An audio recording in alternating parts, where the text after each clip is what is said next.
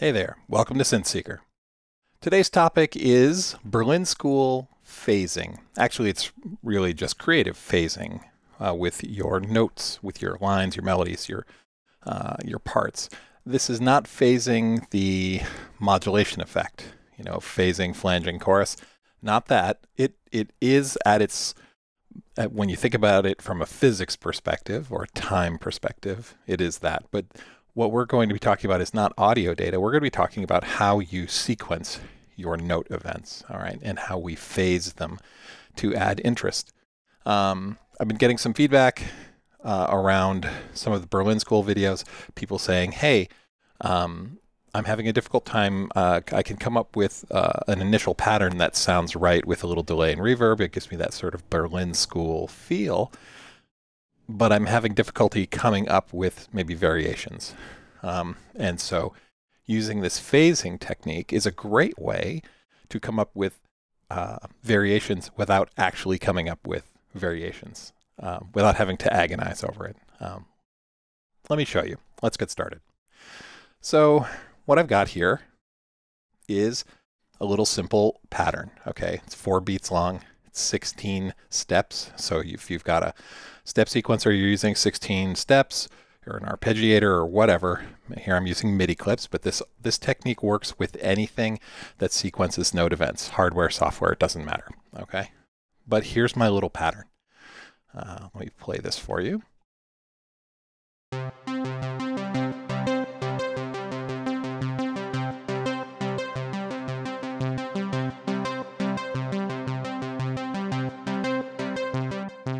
Okay, nothing fancy here. Okay, so that's just a little analog, like an analog VST. It's one of the built-in Ableton effects, but it can work with any hardware. It works fine. It's running 16th note steps in a sequence. It's got a little delay and a little bit of reverb on it. Okay, so that's our simple sort of pattern. Now, what happens is people are going, okay, well, I want to make a pattern that works with that, but I don't know how, or I'm struggling with that. Okay, this is where phasing gets in. We're going to make you into a Time Lord, a master of the infinite multiverses, by taking this sequence, okay, and I've just duplicated it over here, okay? I've got a pink version and a blue version. They are the same, okay? Same in time. And if I let them play on top of each other, here we go.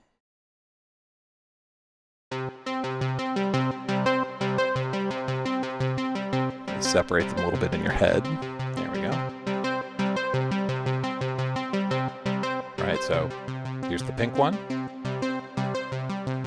Here's the blue one. All right. Same sequence, okay. Now, phasing, what this means is we're going to take these two sequences that are playing together at the same time, okay? Think of them like trains on a track, traveling at the same direction, at the same speed, right next to each other, side by side, all right? What we're going to do, though, is we're going to take this secondary pattern, and we're going to change its start point, okay? So normally it would start here on the C2 note. I'm going to move its start point over so it actually starts 2 steps of the 16 steps in the sequence. It's going to start 2 steps into the pattern already, and this is what that sounds like.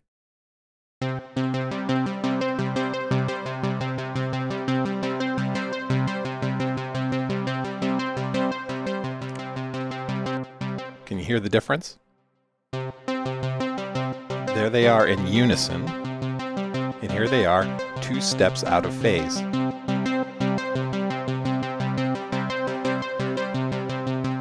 right, now I've taken that pattern. This pattern is the same as this pattern as far as the notes in the steps are concerned. What I've changed is where it starts. So if you're doing this in any other software, you can just change the start point of your MIDI clip. If you're doing this with hardware, just about every piece of hardware I've ever seen from a sequencer perspective, Mother 32, Synthstrom Deluge, the Squart Pyramid, everything I've ever seen will allow you to what they call shift or rotate, sometimes rotate the pattern. And what that's basically doing is you'll say, okay, if this is my pattern here, you tell your sequencer, I want you to rotate in this direction. So basically this is the new start point. It's going to play all the way through, and what was the first note becomes the last note in the sequence. All right, you're rotating. You're basically changing the phase, it's phasing, of the two MIDI clips. They're still playing exactly the same notes, so harmonically you really don't have to worry about it too much depending on the notes you select, but we'll talk about that. And you can do this over and over again. So if this is my first one with my start point at the beginning, and then my second one starts on the third step, then my next one starts on the fifth step, the seventh step, the ninth step. You can do whatever you want. You could do even, odd steps, it doesn't matter, right? And you're going to get a form of phasing as this is running. So let me turn this on, put a beat behind it so it's easier to hear.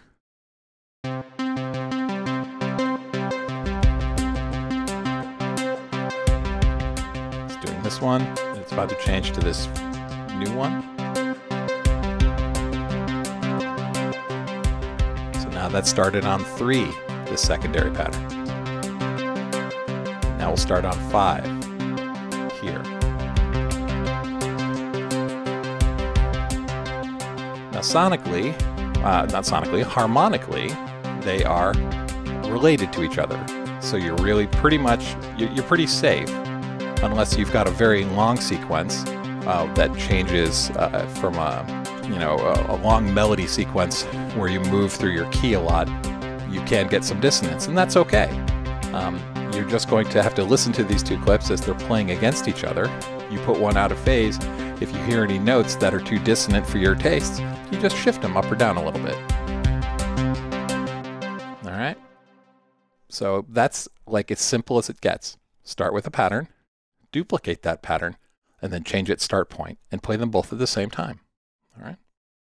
That's phasing from a note event perspective, from a sequenced step perspective. Okay? Now there's another way to do this too. Let's take that pattern. Here's the first pattern I had. It's a 16-step pattern. And I've taken it and duplicated it. But what I've changed is this secondary pattern in this case isn't 16 steps. I shortened it by 1 step. So this is a 15-step pattern. And when you play a 15-step pattern against a 16-step pattern, initially when they start playing, they're in unison. But what happens is over time, they get out of phase with each other. The first time they play, they're in sync. The second time it loops through, the secondary pattern is off by 1.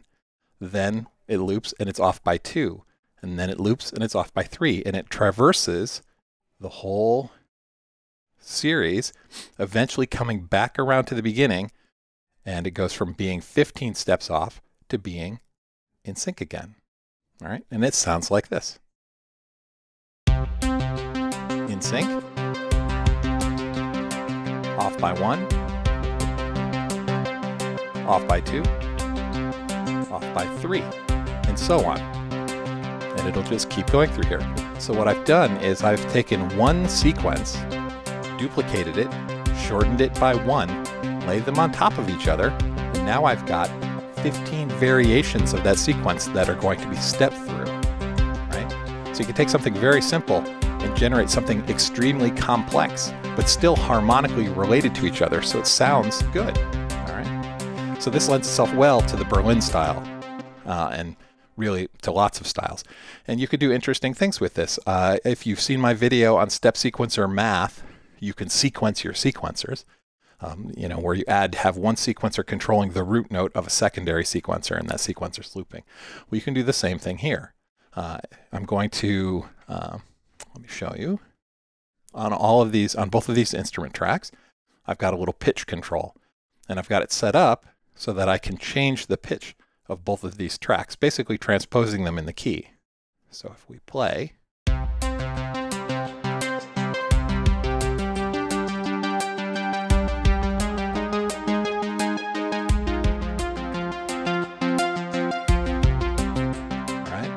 so you could just have this variant sort of phasing Timelord style patterns, these two patterns that are shifting in and out of phase with each other, and you can transpose them across your key to make your melodies or your harmonic sequences.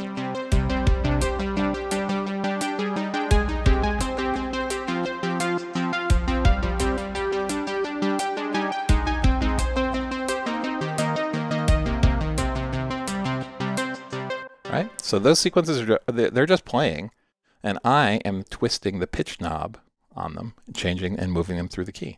Right? It's a lot of fun. So that one, in this case, this is our original pattern, but I shortened it by 1. Well, here's another one where I shortened it by 2. So this is a 14-step pattern. It sounds similar, right? But it's slightly different. It has fewer variations before it starts looping again. It only has 7. It's essentially moving through the variations twice as fast, skipping the odd-numbered ones.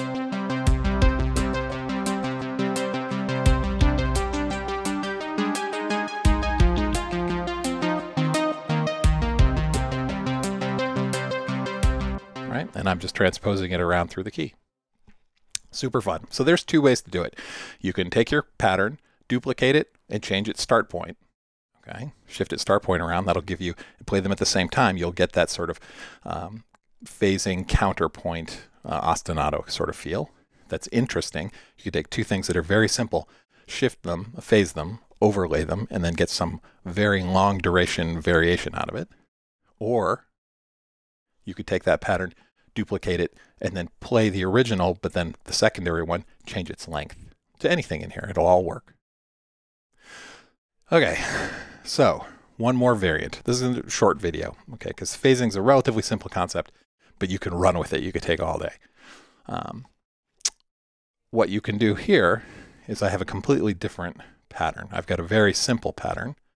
Turn these off. Let me just play this one. All right, and this is a 16-step pattern. Now next to it, I didn't copy it. I made a different pattern, still in the same key, but also relatively simple. But this pattern isn't 16 steps long, okay? It's 24 steps long. And so now when we play these together, right?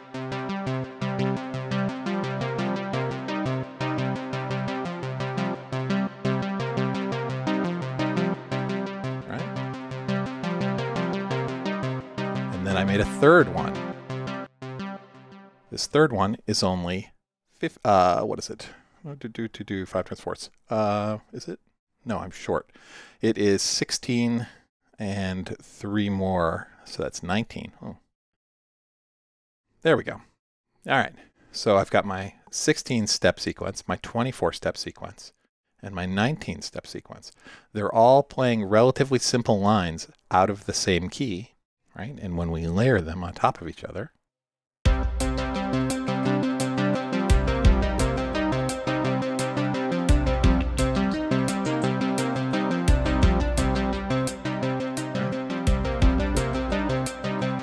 we can do the same thing with this. We can transpose it around my key.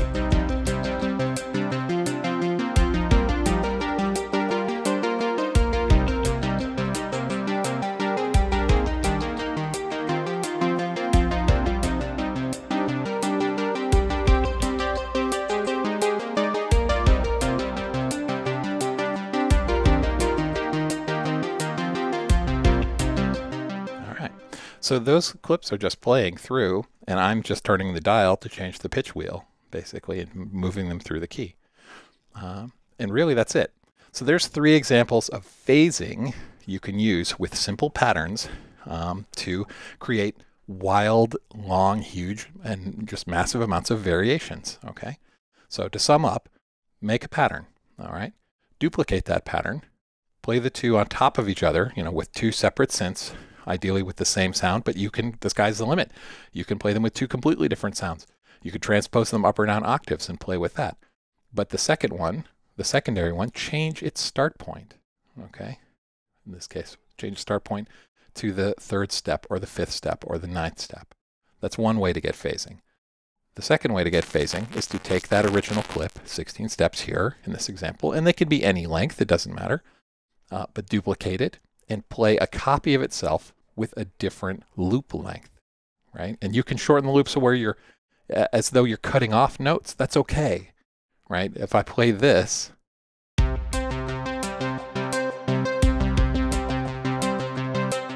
that's okay. You could play with these.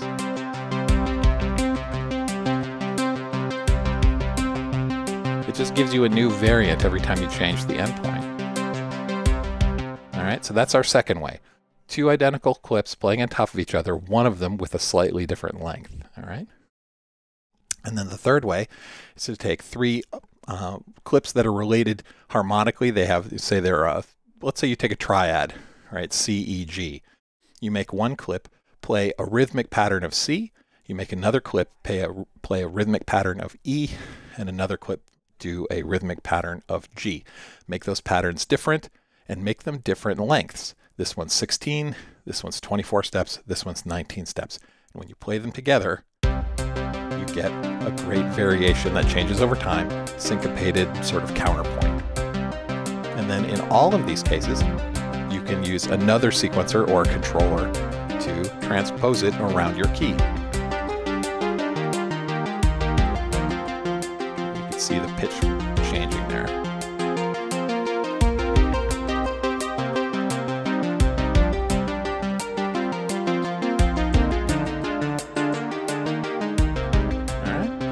It's that simple. So be a Time Lord. Be aware of the rhythm of your patterns, and that if you duplicate and layer them and change their start points or their end points or their lengths, you can do cool phasing textures, I should say. All right. Let's see. And with that, hey, thanks for watching. If you enjoy this content, do like and subscribe. Leave me comments if you've got ideas. Or if you you try something and you discover something amazing that you think is worth sharing, let us know. And as always, you have been watching Synth Seeker. Have a great night.